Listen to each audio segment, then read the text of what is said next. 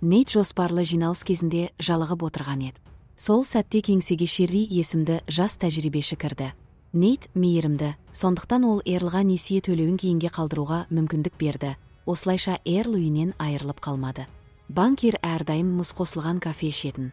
Шерри оның назарын бөлді, содан Нейт қолына қайнаған су төгіп алды. Бірақ ол мұны тіпті сезген жоқ. Кешірім ретінде Шерри бастығын түскі асқа шақырды. Нейт алғашында бас тартты, бірақ кейін қашанғы жалғыз жүре беремін деп келісімін берді. Сөйтіп ол Шерримен бірге кафе барды. Алайда ол шие бәлішін татудан қатаң бас тартты. Өйткені мойындауға тура келетін бір сыр бар еді. Нейттің генетикалық ауруы бар. Ол ауырсынуды да, ыстықты да, суықты да сезбейді. Тілін тістеп алмау үшін қатты тағам жемейді. Ал егер шеге басып кетсе, оны тек аяғындағы етігі қанға толғанда ғана біледі. Қорқынышына қарамастан, ол Шерридің қолынан бәлішті дәмін көрді. Олардың әңгімесін Нейттің бұрынғы сыныптасы бөлді. Ол Нейтті мектептегі лақап атымен Новакайн деп атады. Өйткені бала кезінде оны сезімсіз деп ойлап, ұрып соғатын. Кенеттен оятқыш шырылдады. Бұл әр 3 сағат сайын қайталанады. Ол Нейтке дәретханаға баруды еске салады, әйтпесе қуық жарылып кетуі мүмкін. Нейт оралғанда Шерри әлгі сыныптасымен әңгімелесіп отыр екен. Қыз өткенді ұмытып, бірге ішуді ұсынды.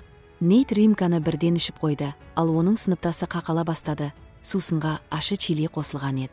Шерри Новакайнмен үйге барғысы келді. Ол Нейттің көйлегін шешіп, оның бүкіл денесі татуировкаға толы екенін көрді. Шерри әріптесіне ұнаймын ба деп ойлады. Нейт иә деп жауап берді. Осылайша Шерри оған ләззат сыйлады. Келесі күні Нейт көңілді жүрді. Ол кешегі қыздан көз алмай, оны тағы да кездесуге шақырмақ болды. Бірақ дәл сол кезде банкке Санта-Клаус киінген қарақшылар баса көктеп кірді. Олар бәрін еденге жатқызды да, менеджерге сейфті ашуды бұйырды. Біреу дабыл батырмасын басып үлгерді. Полиция келгенше 3-ақ минут бар еді. Қарақшылардың басшысы менеджерді аяусыз ұрып, тіпті оның жалған сақалын жұлып алды. Кейін ол Нейтті ұра бастады, бірақ Нейт соққыларға ешқандай реакция көрсетпеді.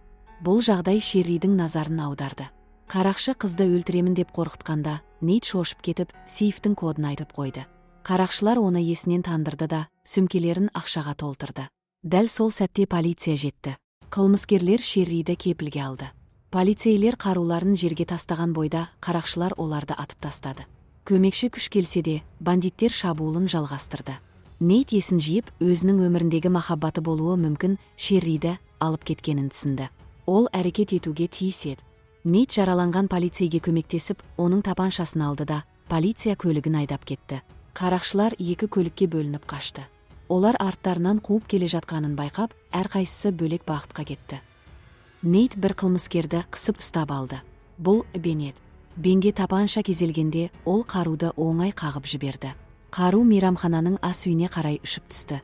Бен Нейтке атпақ болғанда, ол қолына түскен ыстық табамен қаруды қағып жіберді. Осы сәтте Нейт 3-ші дәрежелі күйік алды, бірақ ауырсынуды сезбеді. Бен оны ұра бастады.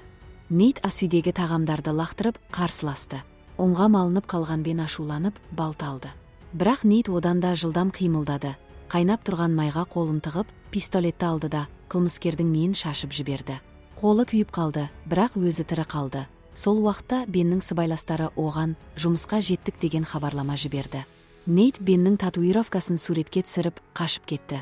Кейін досына, Геймерге, сол татуировканы қай салонда жасатқанын тауып беруді өтінді. Алайда полиция Нейтті қарақшылардың сыбайласы болуы мүмкін деп ойлады. Өйткені сейфтің кодын айтқанда, бандиттердің артынан кеткені де оларға күдікті көрінді. Нейт көмекті Карлдан сұрады. Новакайн қолындағы оқты қысқышпен суырып алып, жарасын суперклеймен жапты. Бірақ операциядан кейін ол есінен танып қала жаздады. Сол үшін өзіне адреналин секілді әсер ететін эпинефрин уколын салды. Алғыс ретінде Нейт қарияға 2 бума ақша берді. Ол ақыры несиесін жауып, үйін сақтап қала алатын болды. Сол сәтте жасырынған жерге тағы 2 бандит келді. Андре қатты мазасызданды, себебі оның інісі Бен әлі де жоқ, қоңырауларға жауап бермейді. Стел жанында отырған Шерри күнәсіз сияқты көрінгенімен, шын мәнінде қарақшылардың сыбайласы болып шықты. Бақылау қолдан шығып бара жатты. Саймон Шерриге ешкім зардап шекпейді деп уәде еткен, бірақ уәдесіне қарамастан ол біраз полицейді атып тастады. Ол Шерриді банкке әдейі тапсырмамен жіберген екен. Нейтті еліктіріп, сейф кодын білу үшін, бірақ ол өз міндетін орындай алмады. Осы уақытта Нейт тату салонға жетті. Шебер, нацистік көзқарастағы әрі денелі адам еді. Нейт оған Беннің татуировкасының суретін көрсетіп, дәл сондайын салуды өтінді. Ол кісі өлген қылмыскерді танитын болып шықты. Новокаин оның тегін сұрай бастады. Бұл ұнамаған соң, Зена қолына пышақ алды. Бірақ Нейт әлдеқашан оған тапанша кезеп тұрған еді. Күтпеген жерден көмекшісі қаруды қағып жіберді. Аласапыран кезінде Зена әйелдің тісін сындырып алды. Ол Нейтті жұлмалап өлтіруге дайын тұрды, бірақ үстінен секіру қателік болды. Нейт оны сөйлету үшін тату машинкамен мойнындағы свастиканы сызып тастай бастады. Содан кейін ол Беннің қайда тұрғанын білді. Ұмытпас үшін мекен жайды қолына жазып алды. Бұл уақытта Андре де інісінің үйіне барып, жағдайды тексермек болды. Бірақ бірінші болып барған Нейт Бен параноид болғандықтан, үйін толығымен тұзақтарға толтырып тастаған еді. Нейт абайсызда біреуін басып, арқасына тікенекті металл шар қадалды. Кәдімгі адам мұндайдан жан дауысы шығып қалар еді, бірақ Нейт ауырсынуды сезбеді. Ас үйде оны тағы бір тосын сый күтіп тұрды, оның аяғын жебе тесіп өтті. Кейін ол тағы бір тұзаққа түсіп, еден үстінде арқаннан асылып қалды. Амалы қалмай, тағы да интернеттегі досына хабарласып, көмек сұрады. Дәл осы кезде үйге Андре кірді. Ол ағасын өлтірген кісі көз алдында ілініп тұрғанын көріп, оны ұзақ әрі қатты қинауға бекінді. Қылмыскер Нейтті орындыққа отырғызып, аяғындағы жебені бұрай бастады.